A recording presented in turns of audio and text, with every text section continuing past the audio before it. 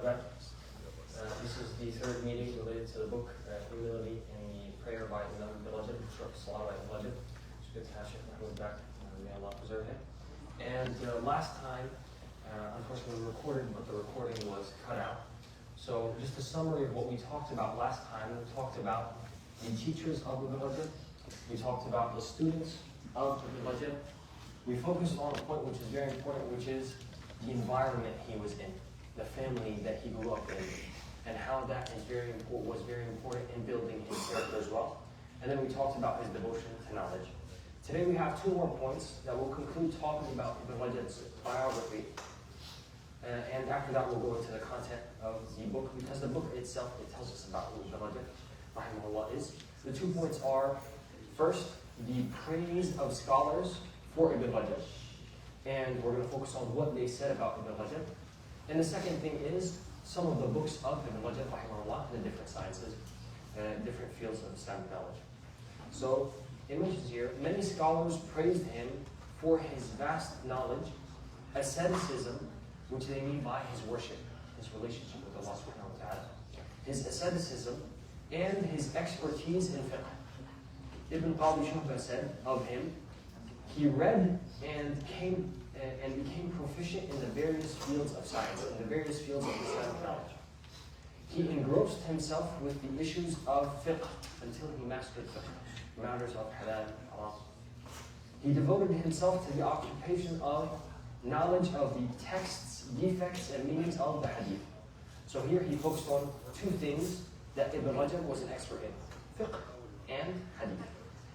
Then one of the people that were experts on the matter of hadith, he says, he was highly proficient in the science of hadith in terms of the names of reporters, their biographies, their paths of narration, and awareness of their meanings.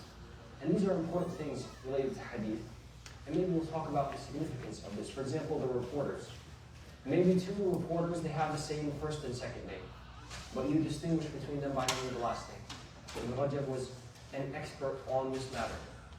Perhaps in the chain of narration, you have what is mentioned is Sufyan and Sufyan. And you want to know, is this Sufyan ibn Uyayna or is this Sufyan al-Thawri? How are you going to know? You look at who narrated from him. So, because some people, there's no way they could have met each other, because this person died before that person was born. So you find, or you look at who he narrated from. That also helps. So Ibn Rajab was an expert on this matter. Their biographies, their paths of narration. Paths of narration meaning, for example, Imam Malik, he would say that he took from Nafi', from Ibn Umar, from the Prophet. This is a path of narration. So, and of course there's much longer paths of narration. There's some paths of narration that have 9 people. And so Ibn Rajab was an expert on all these things. So this is a specific praise about his knowledge of hadith. And then there's a specific praise about his knowledge of fiqh from an expert on fiqh, who was an authority in the Hanbali madhab, which is Ibn Muflih, rahimahullah. He said of him, he is the sheikh, the great scholar, the hafiz, the ascetic, the sheikh of the Hanbali madhab, and he authored many beneficial works. So this is a praise from a heavyweight in fiqh for Ibn Rajab, rahimahullah, which shows how proficient he was on this matter. They continue, and now they talk about the books of Ibn Rajab rahimahullah. But before we go on to that, we saw that they focused on two things, which is his fiqh and his knowledge of hadith. But there are two other things as well, which Ibn Rajab rahimahullah, he was very unique in. The first thing, which is the most important thing, and the greatest praise that anyone can have, which is his aqidah rahimahullah. So you find, and this is the most important and the greatest praise you could give to anyone, that he was on the belief and the creed of the righteous predecessors, of the people of hadith. And I find sometimes, unfortunately, some people that are on the correct belief, they shy out from mentioning this. And then what happens is, they're like, no, let's not talk about these things, we're going to upset some people. And what happens is, people of falsehood come in, and they take over. And they start talking about their ways. You didn't educate the people about the right beliefs. And then the person of falsehood, he came, and he talked to them about these things of difference. And he taught them wrong. Let me show you one thing that occurred. There was this place where I was teaching, and they told me, Ibrahim, you cannot talk about we don't want you to make our students sin. That's what they said. Bye. So I said, okay. So my main thing is what? This person is Muslim. That's my main. So what happened was, after some time, I'm teaching things against atheism, and I'm teaching them things, tafsir, hadith. They bring a teacher, a year later, that teaches them the false hadith, the false beliefs. And the first day he comes, he says, the way of the people of truth is the way that follows this person and that person from a certain belief. Right? So you see how, okay, you don't talk about the right thing, and then they'll come and they'll talk about the wrong things. So this is the way of people of falsehood. So the most important thing about Ibn Rajab rahimahullah was that his creed was correct. And another thing that he was very unique in is the matters of purification of the soul. That's why we're going over this book. And when you couple those two things together, because some people, they talk about purification of the soul, and they go astray. They go off the path of focusing on the Quran and the Sunnah and the way of the earlier generations. But Ibn Rajab, the good thing about him, he doesn't go astray. He doesn't go to, oh, I experienced this, oh, this happened. No, he focuses on what is authentic. So the main idea here is that he has, that they're trying to mention about his books, not to take too long on you guys, is that he has various books in several fields. In the field of hadith, he has books. In the field of fiqh, he has books. In the field of reminders and things that awaken the heart, he has books as well. And all of these books are very beneficial books.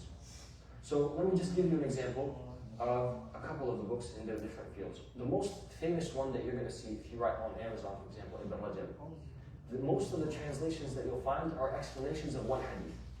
For example, one of the books, and it is translated, is Sharh Hadith Madi Bani Ja'i'an Ursilati Ghanam. This is a very beautiful hadith, and it's a very beautiful explanation by Ibn Rajab. What is this hadith? Ibn Rajab, the Prophet ﷺ, he said, if two wolves were sent on a flock of sheep, they would be no more destructive to it than the love of money and honor are for a person's religion. So your love of money, your love of honor are more destructive for your religion than the two wolves set on a flock while they're hunting. So, and then Ibn Rajab, he expands on this hadith. And then he has books in tafsir, explanation of the Quran. He has books in hadith. One of his books in hadith was the explanation of the Imam Tirmidhi's book, Jami' al-Tirmidhi. And it was said about it that it was the best book written in explanation of the Imam Tirmidhi's book. But of course, unfortunately, it's missing now. It's not present. But the last part of it, Sharh al-Tirmidhi, is still there. In fiqh, he has books. In biographies, he has books. And also in reminders, exhortations, he also has books. We will continue, inshallah, in the next time, starting with the content of the book.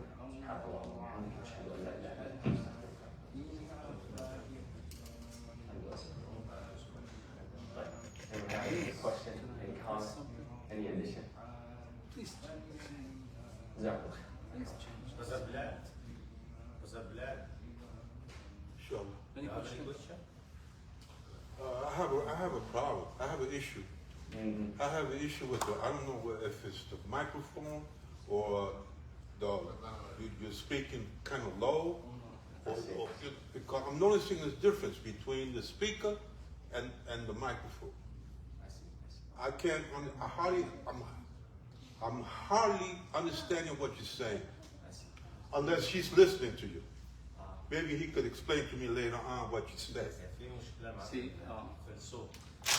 I'm not trying to offend you. No, I'm just telling you straight up, the facts. How to fix that. So, no, if nothing really. You know me a lot for a long time, Ibrahim. Can I speak English or Arabic؟ بس